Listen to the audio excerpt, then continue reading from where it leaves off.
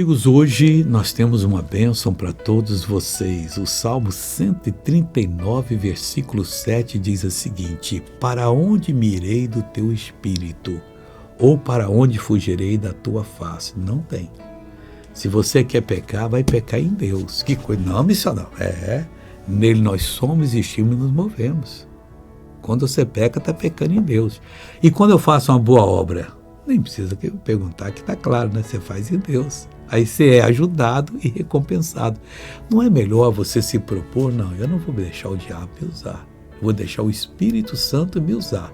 E ele vai guiá-lo, vai protegê-lo e vai fazer de você uma verdadeira bênção. O próximo ano vai ser um ano de bênção para você, se você confiar no Senhor. Confie e você vai dizer: obrigado, Pai, o Senhor me realizou. É isso que Deus quer fazer na sua vida. Por isso ele fez você vir ao mundo, para ser a glória dele. Veja uma pessoa que foi abençoada. Em 99, eu sofri um acidente. Caí de uma escada e quase quebrei a coluna.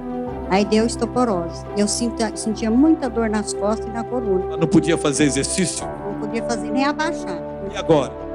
Então abaixe em nome de Jesus aí. Não tem mais nada. Palmas para Jesus.